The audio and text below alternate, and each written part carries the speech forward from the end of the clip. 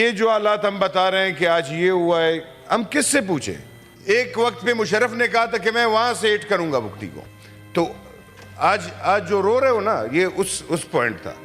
آج یہ کہہ رہے ہیں کہ ہم ایک ایس ایچ او کی مار ہے۔ بھائی ایس ایچ او کو چھوڑ دے، اپنے بختربند گاڑیاں تو کچے کے ڈاکوں سے لائے پہلے ہمارا اپنا سر تو اونچا کریں وہاں سے۔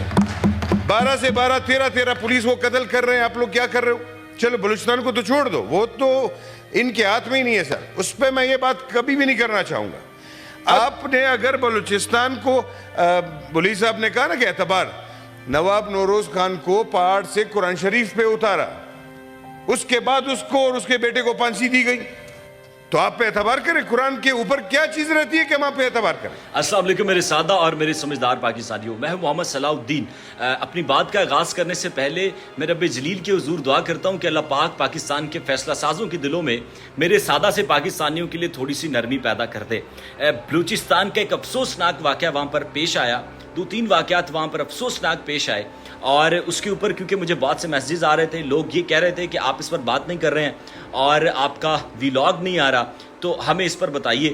تو میرے مطابق وہی میرے ذہن میں پھر بات آتی ہے کہ پرندے کیوں نہیں آتے، وہ کنکر کیوں نہیں گراتے؟ پرندے کس کی مدد کو آئیں، وہ کنکر کس پر گرائیں؟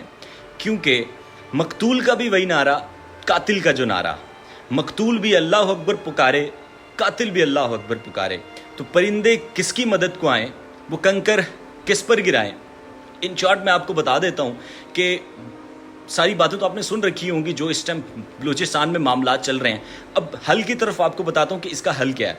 آپ نے اگر وہاں پر سارے معاملات ٹھیک کرنے ہیں تو آپ کو تعلیم پر کام کرنا پڑے گا، وہاں پہ پانی پر کام کرنا پڑے گا، کیونکہ وہاں پر اگر ہم دیکھیں تو 70 سے 80% لوگ ایسے ہیں جن کے پاس پینے کو صاف پانی میسر نہیں ہے، اور اگر آپ دیکھیں تو وہاں پر تعلیم کا نظام ٹھیک نہیں ہے، وہاں پر صحت کا نظام ٹھیک نہیں ہے، تو آپ وہاں پہ کسی بھی علاقے میں جب آپ ڈیولپمنٹ کرتے ہیں پھر وہاں پہ شعور پیدا ہوتا ہے، پھر BLA جیسی دہشت گرد جو تنظیمیں ہیں وہ پھر سر نہیں اٹھاتی ہیں، کیونکہ وہاں کے نوجوانوں میں شعور آ چکا ہوتا ہے۔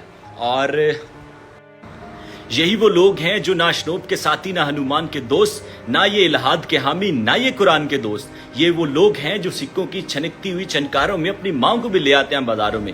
الیکشن سے قبل یہ گلیوں میں کیڑوں مکوڑوں کی طرح رینگتے پھرتے ہیں اور ووٹ کے لیے کشکول گراتے ہیں اور نعرہ لگاتے ہیں کہ روٹی کپڑا مکان چاہیے تو ووٹ ہمیں دیجیے، بہترین مستقبل چاہیے تو ووٹ ہمیں دیجیے، عدلیہ کی آزادی چاہیے تو ووٹ ہمیں دیجیے۔ اور خدا کی قسم یہی لوگ جب پارلیمنٹ میں پہنچتے ہیں، جب اسمبلیوں میں پہنچتے ہیں، تو یہ ہمیں روٹی کے بدلے بھوک، اور انہی کی وجہ سے جو بلوچستان ہے وہ مسائل کا شکار ہے، کیونکہ پارلیمنٹ کے اندر یہ بات ہونی چاہیے۔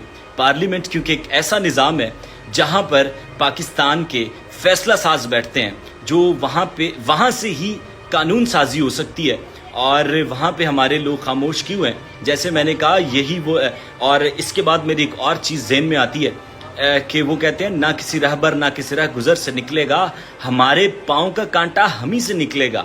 اور یہ جو ایک درویش گلی میں گاتا پھرتا تھا، تلاش کیجئے خزانہ یہیں سے نکلے گا۔ بہت شکریہ، السلام علیکم۔